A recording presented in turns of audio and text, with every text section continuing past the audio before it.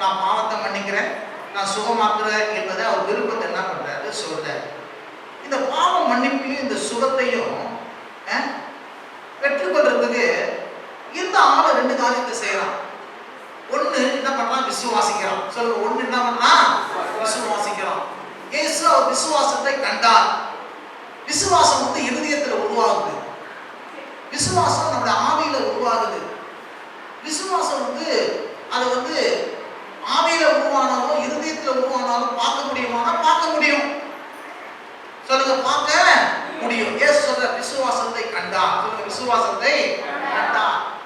அதே போல பாருங்க, உங்க விசுவாசத்தை இயேசு காண வேண்டும். சொல்லுங்க, உங்க விசுவாசத்தை இயேசு என்ன பண்ண வேண்டுங்க, காண வேண்டும். நீங்க சுகத்தை பெற்றுக்கொள்வதற்கும் நீங்க பாவ மன்னிப்பை பெற்றுக்கொள்வதற்கும் என்ன பண்ணாங்க, விசுவாசத்தை காண வேண்டும். சொல்லுங்க, விசுவாசத்தை. அந்த சொல்றது அவர் மீண்டும் வரும்போது விசுவாசத்தை காண்பாரோ அப்படின்னு கேட்கிறார். இப்போ விசுவாசத்தை பார்க்கணும். சொல்லுங்க, விசுவாசத்தை என்ன பண்ணுங்க, பார்க்கணும். இவனுக்குள்ள பாருங்க, விசுவாசத்தை காட்டுறதுக்கு இன்னும் என்ன பண்ணா அதை நீங்க பார்க்கலாம். மார்க் 2ஆம் அதிகாரத்துல இவனுக்கு ஒரு நாள் நடக்கவே முடியல. நடக்க முடியாத மனுஷனுக்கு விசுவாசம் இருக்குன்னா இருக்குது. எப்படியா இருக்குது, அவரை குறித்து கேள்விப்பட்டு அங்க போனா சுகமாகும் சொல்லிட்டு 4 பேரை கூலிக்கு பொறுத்தி ஆளை கூட்டு போயிட்டான்.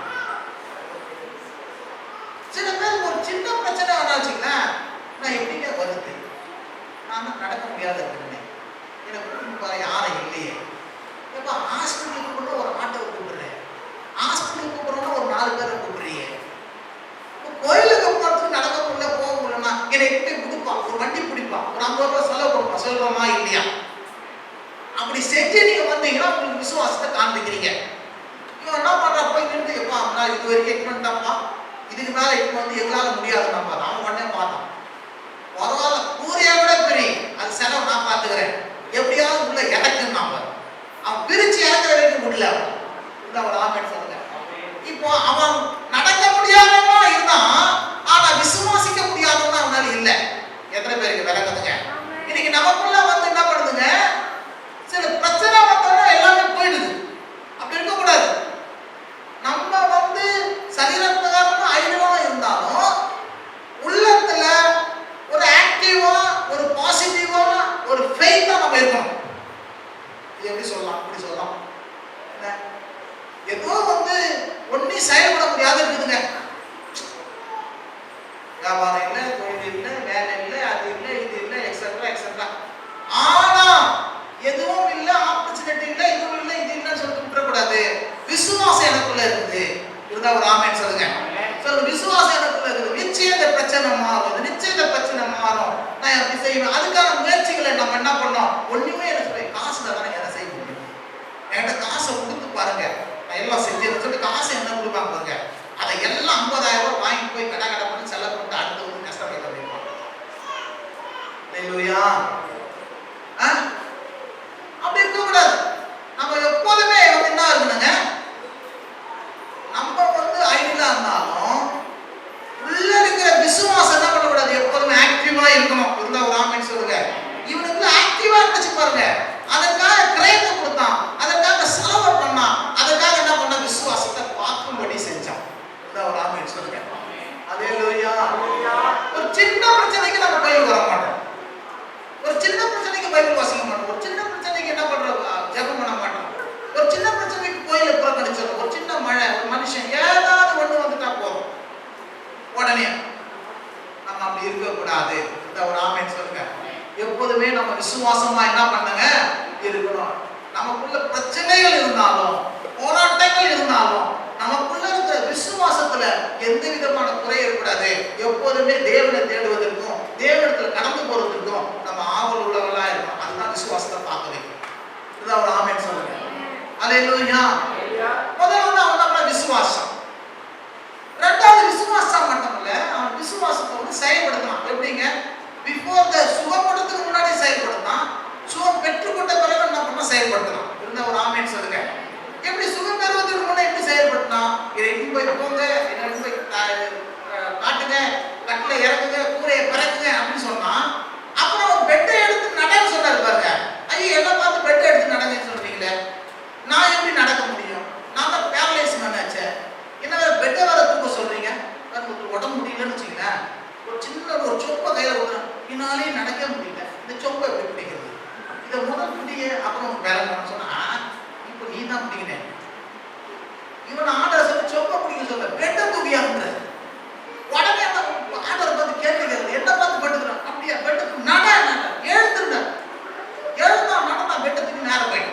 ஒரு ஆமென் சொல்லுங்க. அல்லேலூயா. விசுவாசித்தான். அந்த விசுவாசத்தை வந்து என்ன பண்ணா, முதல்ல சரி பின்னாடியே சரி அந்த விசுவாசத்தை செயல்படுத்தணும். ஒரு ஆமென் சொல்லுங்க. இன்னைக்கு நிறைய பிரச்சனை. சில பேர் விசுவாசிக்கிறேன்னு சொல்றாங்க. அந்த விசுவாசத்துக்கு ஏத்த என்னதுங்க செயல் இல்லை, விசுவாசத்துக்குள்ள ஆக்ஷன் இல்லை, விசுவாசத்தை வெளிப்படுத்தக்கூடிய எந்த விதமான கிரியை இல்லை. ஆகவே என்ன பண்ணல, அவங்க விசுவாசம் செத்த விசுவாசமா இருக்குது, கிரியை செய்யாத விசுவாசமா இருக்குது. அந்த விசுவாசத்தினால ஒரு சுகத்தையும் பாவம் மன்னிப்பு என்ன பண்ண முடியாது, பெற்றுக்கொள்ள முடியாது. இயேசு பாவம் மன்னிக்கிறார். தெரியுங்க, கோயிலுக்கு வாங்க, நாங்க வரமாட்டேன், எங்க அப்பா திட்டுவாருங்க. சரிங்க, அப்பா திட்டு மாட்டார். அடுத்து கேள்வி, அப்பாவுக்கு எல்லாம் தெரிஞ்சுதான் எல்லாம் செய்வீங்களா? அதே காரியம் தெரியாம செய்யறேன், அதெல்லாம் தெரியாம செய்வீங்களே, இது நல்ல காரியம் தானே. தெரியாம கோயிலுக்கு வந்தா என்ன, தெரியாம நான் சமையல் இருந்தா ஒரு ஆமென் சொல்லுங்க.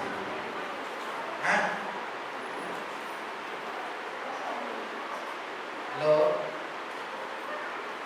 விசுவாசம் சொல்றோம். அந்த விசுவாசத்தை வந்து வெளிப்படுத்தணுமா, அந்த விசுவாசத்தை செயல்படுவ மாத்தணுமா? அப்பதானே அற்புதத்தை பெற்றுக்கொள்ள முடியும், அப்பதானே நடக்க முடியாத காரியம் நடக்க முடியும். நீங்க அநேகருக்கு பேரலா இருப்பீங்க, அநேகருக்குள்ள குணமாக்கப்பட்டிருக்கிறீங்க, அநேகர் கட்டப்பட்டிருக்கிறீங்க, அநேகர் விடுதலை இல்லாத இருக்கீங்க. உங்க விசுவாசத்தை நீங்க செயல்படுத்தாத அப்படின்னால பைனான்சியல்ல, குடும்பத்துல, சரீரத்துல எல்லாவற்றிலும் பல பிரச்சனை இருக்குது. எப்ப நீங்க விசுவாசத்தை செயல்படுத்துறீங்களோ, நீங்க விசுவாசத்தை மட்டும் செயல்படுத்தல, உங்க வாழ்க்கையின் நடைமுறையை என்ன பண்ணீங்க, மாற்றி அமைச்சது. இருந்தா ஒரு ஆமென் சொல்லுங்க. அன்னைக்கு அவன் செயல்பட்டான் பாருங்க, அவனுடைய லைஃப் ஸ்டைலே மாறிச்சு. அவன் எப்போதும் மற்றவங்க டிபெண்ட் பண்ணி இல்ல, அவன் வந்து இண்டிவிஜுவல் ஆயிட்டான், அவன் ஃப்ரீ ஆயிட்டான். கேஸ் அவனை ஃப்ரீ ஆக்கிட்டாரு, கட்டுகள் அகற்ற போயிடுச்சு. அவனால எல்லாம் செய்யக்கூடிய ஒரு பலன் என்ன பண்ணிச்சு அவனுக்கு வந்து விட்டது. இருந்தா ஒரு ஆமென் சொல்லுங்க. ஹல்லேலூயா. அப்போ அவன் விசுவாசிச்சான், விசுவாசிக்கும் போது செயல்பட்டான், அவர் பேசின பிறகு என்ன பண்ணான், செயல்பட்டான். இருந்தா ஒரு ஆமென் சொல்லுங்க. இன்னைக்கு நீங்கள் நானும் இப்படி இருக்கிறோம், எல்லாம் கேட்கிறோம், ஆனா கேட்கறது மட்டும் போதில்ல, கேட்டு அதுபடி நம்ம என்ன பண்ணோம், செயல்படணும். அதுக்கப்புறம் பாருங்க, கடைசியா அவன் உடனே எழுந்து தன் வீட்டுக்கு என்ன பண்ணாங்க போனான். உடனே எழுந்து, இது உடனே எழுந்து சபையை விட்டு நான் வீட்டுக்கு போனா உடனே போட்டு ரெடியா இருக்கும். உடனே போட்டு வீட்டுக்கு போட்டுனா ரெடி, ரைட். நான் ஒரு அற்புதத்தை பெற்று போறேன்னா அதான் ரொம்ப முக்கியம். அவன் அற்புதத்தை பெற்று, பாவ மன்னிப்பை பெற்று, ஒரு சுகத்தை பெற்று என்ன பண்ணாம வீட்டுக்கு போனான். நம்ம எப்படி வீட்டுக்கு போறோம்? நம்ம ஒரு அற்புதத்தை பெற்றுக்கிறோமா, ஒரு அதிசயத்தை பெற்றுக் கொள்கிறோமா, ஒரு தேவனுடைய வார்த்தையை பெற்றுக்கொண்டு வீட்டுக்கு போறோமா? அதான் ஒரு ஆமென் சொல்லுவோம். உடனே ஆமென் சொல்றாருமா, ஆத்மாவை கர்த்தரை சோதரிப்போம், அப்பா வீட்டுக்கு போற நேரம் வந்துச்சு. கர்த்தரை சேர கூட விட மாட்டேன், அப்ப நம்ம ஓடி போய் நான் என்ன பண்ணாங்க போய். ஹலோ, பாருங்க, கடைசியா வாசிங்க. ஜனங்கள் அதை கண்டு ஆச்சரியப்பட்டு மனுஷனுக்கு இப்படிப்பட்ட அதிகாரத்தை கொடுத்தது ஆகிய தேவனை என்ன பண்ணார்கள், மகிமைப்படுத்தினார்கள். சொல்லுங்க, மகிமைப்படுத்தினார்கள். இன்னைக்கு தேவனை வந்து நீங்க என்ன பண்ணாங்க, மகிமைப்படுத்த வேண்டும். சொல்லுங்க, தேவனை அற்புதத்தை பெற்றுக்கொள்கிறோமா, சுகத்தை பெற்றுக்கொள்கிறோமா, ஒரு ஆசீர்வாதத்தை பெற்றுக்கொள்கிறோமா, பாவ மன்னிப்பை பெற்றுக்கொள்கிறோமா? அதை சொல்றாரு, ஆபத்து காலத்தில் நோக்கி கூப்பிடு, நான் உன்னை விடுவிப்பேன், நீ என்னை. எத்தனை ஆண்டவர் நம்மளை விடுதலை ஆக்கி இருக்கிறார், எத்தனை சுகம் கொடுத்திருக்கிறார், எத்தனை ஆசீர்வாதம் கொடுத்திருக்கிறார், எத்தனை நன்மை கொடுத்திருக்கிறார், எத்தனையா நம்ம மகிமைப்படுத்திருக்கிறோம் தேவன். ஒரு சாட்சி சொல்றதுக்கு ஒரு கஷ்டமா இருக்கும். வாங்க சாட்சி சொன்னா, ஆண்டவர் சொல்றாரு, நீ சாட்சி சொன்னா நான் நம்ம மகிமைப்படுவேன்ற. நம்ம என்ன பண்றது இல்ல, மகிமைப்படுத்துறது. ஆனா நிச்சயமா சொல்றோம் பாருங்க, விசுவாசிக்கிறவங்க, விசுவாசத்தின் கிரியை செய்கிறவங்க, அற்புதத்தை பெற்றுக்கொள்ளுகிறவங்க, ஒரு சுகத்தை பெற்றுக்கொள்ளுகிறவங்க, நிச்சயமா தேவனை என்ன பண்ணுங்க, மகிமைப்படுத்தணும். நல்லா புரிஞ்சு கடைசி மாசத்துல கடைசி ஜெபம், கடைசி இந்த வருஷத்துடைய பிரசங்கம் மகிமைப்படுத்தணும். அதை வந்து என்ன பண்றாரு, நன்றி சொல்லவும் மகிமைப்படுத்த விரும்புறாரு. நீங்க அவங்க லேசா விட்டுறாதீங்க. ஆனா உங்க சுகமாக்குனாரா, உங்களுக்கு அற்புதம் செஞ்சாரா, அவர் பார்ப்பாரு. இனிமே ஆலயத்துக்கு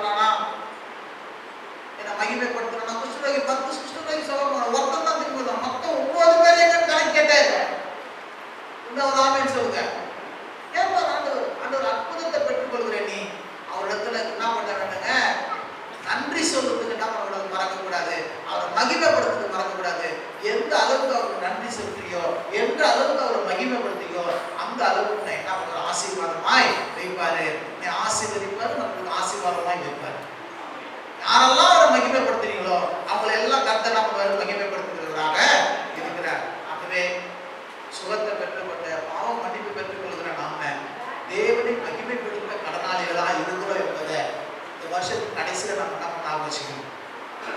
என்னென்னலாம் நன்மை செஞ்சாருன்னு சொல்லிட்டு நமக்கு தெரியும். இந்த நன்மைக்கெல்லாம் நம்ம தேவனுக்கு நன்றி உள்ளவா இருந்தோமா, மகிமைப்படுத்தணுமா என்று யோசனை பண்ணி பாருங்க. ஒரே ஒரு பிரச்சனை வந்தோன்னு எல்லாத்துக்கும் நம்ம என்ன பண்றோம், அந்த பிரச்சனையை தான் எதிர்பார்த்து சொல்லிக்கிறோம். அவர் 1000 நன்மை செஞ்சது நம்ம என்ன பண்றது யோசிச்சு பண்ணி பார்க்கறதே கிடையாது. நிச்சயமா சொல்ற பாருங்க, நம்ம தேவனுக்கு நன்றி செலுத்த யோசனை பண்ணி நன்றி செலுத்த